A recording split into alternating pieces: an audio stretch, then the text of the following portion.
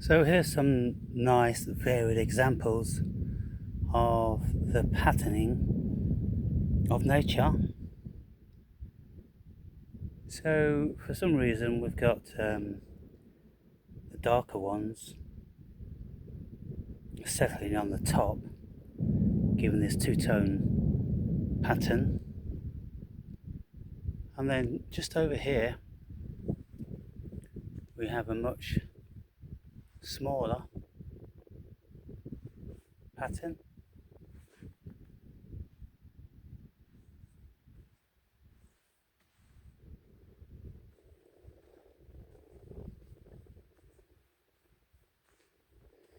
And then over here we have a larger pattern.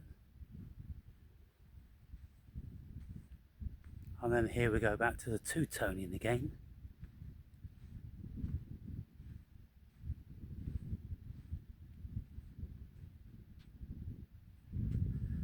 And then up here we have the smaller. Oh my god. Jeepers creepers.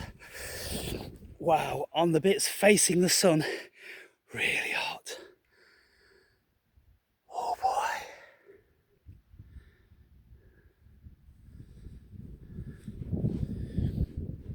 And the footprints over this side are becoming more and more scarce. And there's kind of like there's an out of focus haziness. I don't know whether the camera picks it up, whether it's my eyes, but the glare from the sun, there's a fuzzy haziness, and none of it is in focus. It's like I need to put my glasses on, but I've already got them on.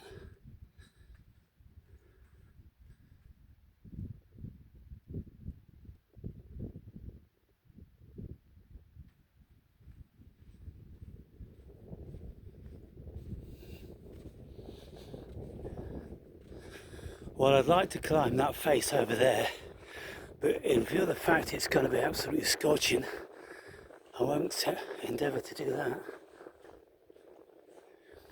But here we've got a beautiful example of untouched.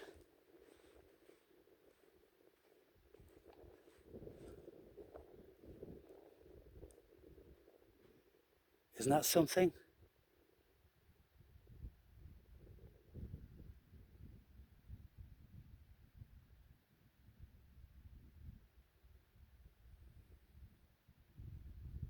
Wow. I mean, I could go down there and then walk up that bit. I don't think that will be that hot. It's those faces that are hot. So here goes.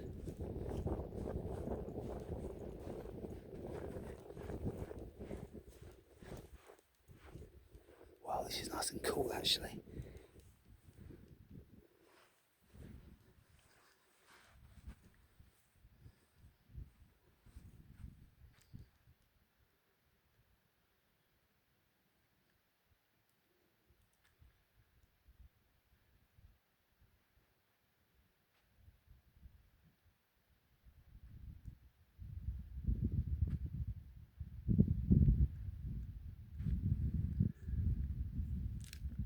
Super quiet.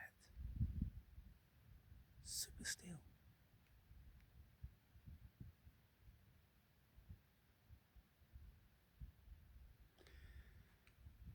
It makes me want to sit down and have a meditation.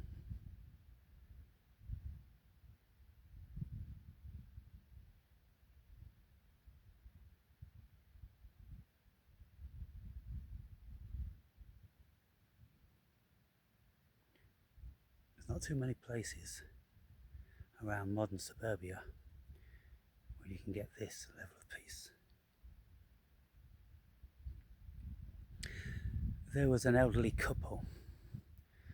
If some of you watched one of the previous videos as I was encroaching the top, turns out they were English, and I said to them, I said, what do you feel when you're standing here?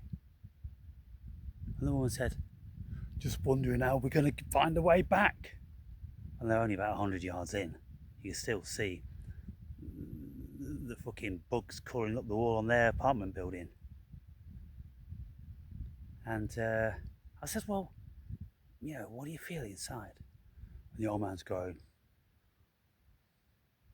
And she went, peaceful. I said, is there anything else? And they started to get uncomfortable. Thinking that, I'm one of them. Oh, he's one of them. Can you feel the energy? And I'm like, oh, whatever. Just hurry up and die. Hurry up and vacate this dimension. But make sure you pack all my fucking chickens, put them in the freezer before you fuck off.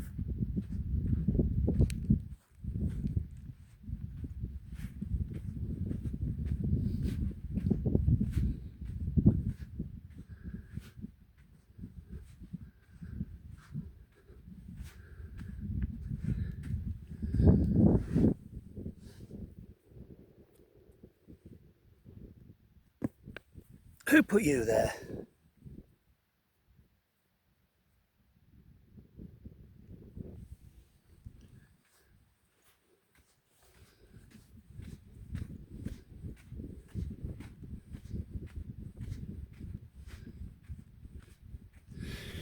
So I can see a pristine ridge, and I'm heading for that one.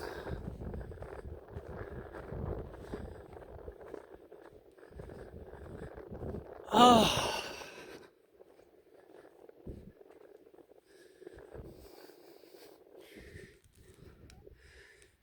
I said to Mrs. X last night at dinner,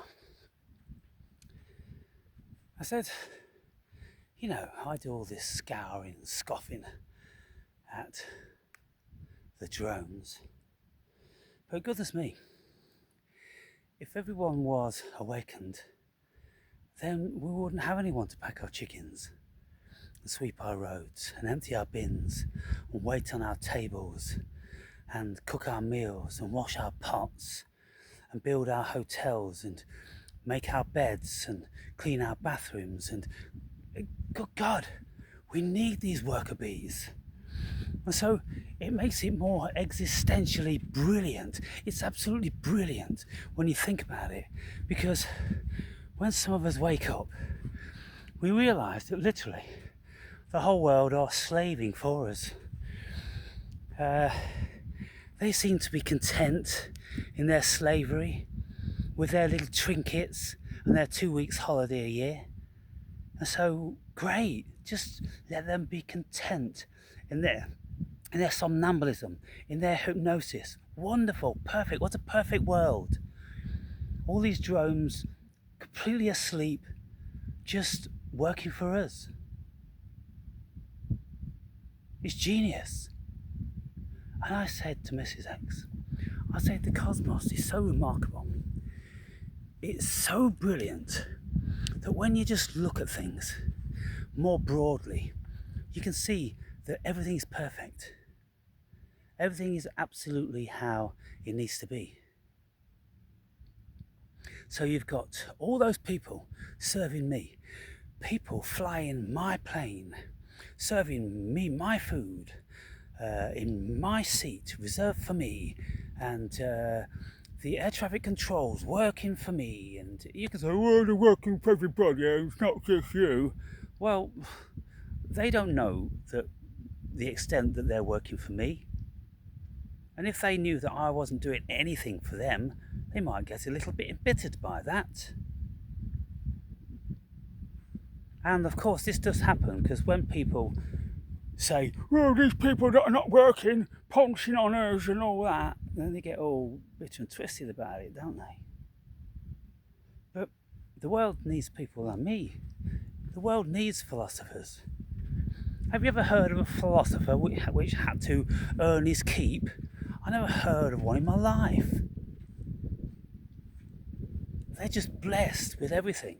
The cosmos just sorts them out. And most of the philosophers of bygone days were born out of affluent families. And so I suppose that's why we've heard of all of these philosophers, because they're the ones which wrote the greatest work, because they had the most leisure on their hands, because they were all affluent people. Whereas doubtless there was many philosophers which had to butter his own bread and make his own bed and all that sort of stuff, and so never had too much time to write down too much brilliant philosophy because of the tethers that were he was bound with to society, demanding his precious time. You see, people? So then we have renowned names of Plato, Aristotle, Socrates, Parmenides, Empedocles, and all those ancient Greeks. And then we come up to relatively modern philosophers. We've got Berkeley and we've got Descartes, and who else springs to mind? Hobbes, Russell. You can keep thinking of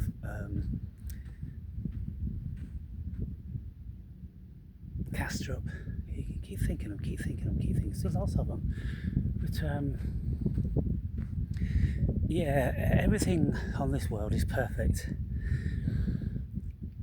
There needs to be everything to keep balance, you see, people. And so, although I have some vitriolic rants about the chicken packing masses, they are a blessing from heaven. They really are. The cosmos created billions of them to serve humanity, to do all these things that need doing. Whilst intelligent people are manifesting and creating and just thinking for the sake of it. Yes. So here I am. It's so beautiful I don't even want to walk on it.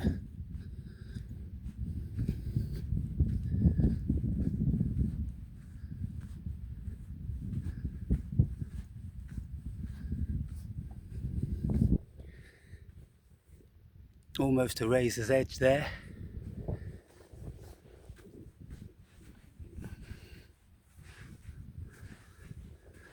Wow. Quite a task.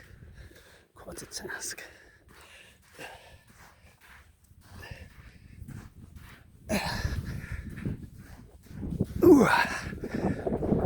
Yeah. Throbbing legs.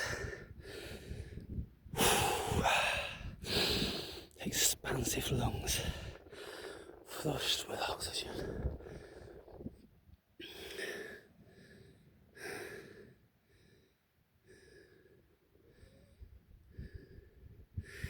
You can do trips up in the mountains. I've toyed about thinking about going up, doing that. I think it's about €65 or something for the day trip.